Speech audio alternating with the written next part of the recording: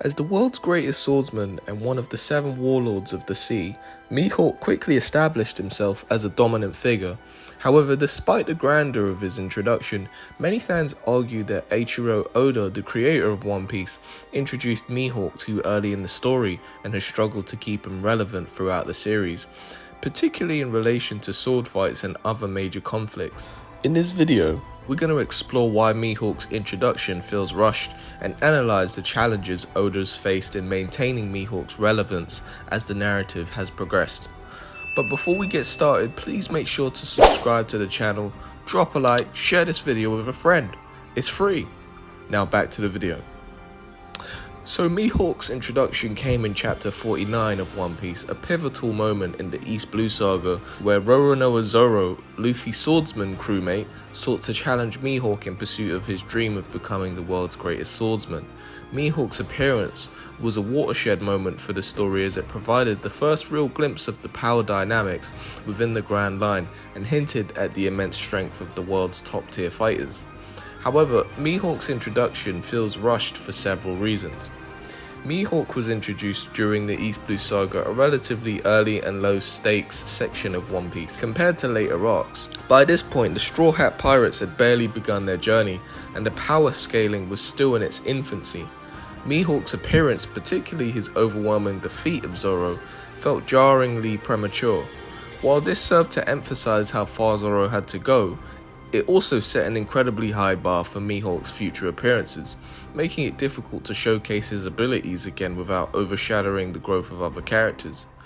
Oda may have introduced Mihawk to build Zoro's motivation and establish a major goal for his character arc, but it inadvertently created a situation where Mihawk, one of the strongest characters in the series, was showcased before the world building and narrative stakes were high enough to match his power level. Unlike other characters in One Piece, Mihawk was introduced with little build-up. Many of the most prominent figures in the series, such as the Yonko or Admirals, were teased long before their full appearance. This gradual build-up increased the anticipation for these characters and made their eventual debut more impactful. In contrast, Mihawk's introduction was abrupt, and while he did convey an air of mystery and power, there was no prior foreshadowing or world building that could have contextualized his role within the larger story. This made his introduction feel more like a plot device to motivate Zoro than a natural part of the unfolding narrative. After Mihawk's dramatic introduction and his defeat of Zoro, he has been mostly sidelined throughout the series, especially when it comes to sword fights.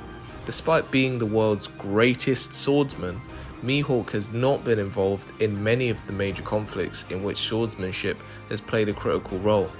This raises questions about how Oda has handled Mihawk's character and the role he plays in the story. One of the most glaring issues with Mihawk's relevance in the story is the lack of significant sword fights involving his character.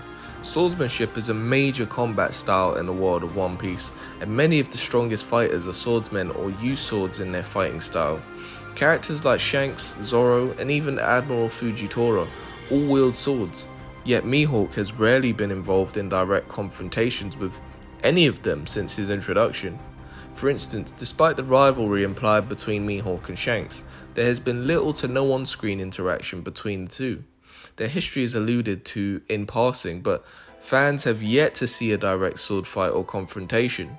Similarly, while Zoro has faced numerous swordsmen throughout the series, including strong characters like Kaku, Pika, and King, Mihawk has not been reintroduced into the narrative in a way that involves swordsmanship or challenges Zoro's growth. Mihawk's lack of involvement in major story arcs has also contributed to the feeling that Oda has struggled to keep him relevant.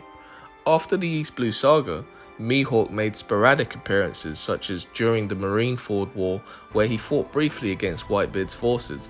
However, even in this pivotal arc, Mihawk's role was limited, and his power was not fully showcased. Many fans were left disappointed by his brief non-consequential fight against Vista, a lesser-known swordsman from Whitebeard's crew.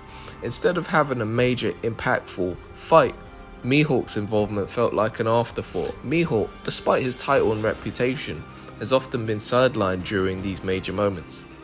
The dissolution of the 7 Warlords of the Sea system in the later arcs of One Piece further complicates Mihawk's role in the story.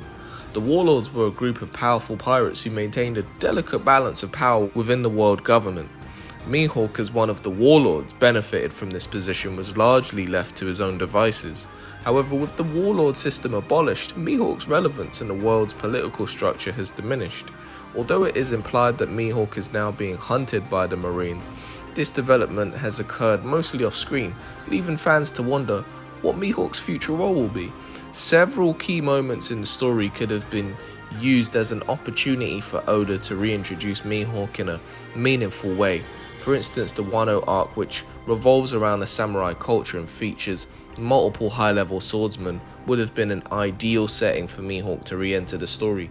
Yet despite Wano's focus on swordsmanship, Mihawk remained absent. Furthermore, the ongoing rivalry between Zoro and Mihawk has not been developed as much as expected. While Zoro's growth as a swordsman is evident, Mihawk has not reappeared to challenge or mentor him in any significant way.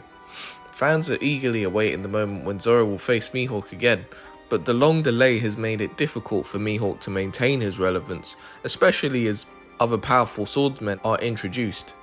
In conclusion, while Mihawk's introduction in One Piece was meant to establish him as a powerful and mysterious figure, the timing and lack of build-up makes it feel rushed. Since then, Oda has struggled to keep him relevant in the story, particularly when it comes to major battles. His lack of involvement in key arcs and the limited exploration of his rivalry with Zoro have contributed to the feeling that Mihawk, despite his immense strength and reputation, has been underutilized in the series. Moving forward, Oda has the opportunity to rectify this by giving Mihawk a more prominent role in the final stages of the story, especially as Zoro's quest to become the world's greatest swordsman reaches its climax. However, it remains to be seen whether Mihawk will live up to the expectations set by his early introduction or continue to be sidelined as the series progresses. If you enjoyed this video, please make sure to drop a like, subscribe to the channel. I cannot continue to build this channel without you guys' input, so please subscribe, let's have a conversation, and we can discuss many more One Piece videos. Until next time, take care. Peace.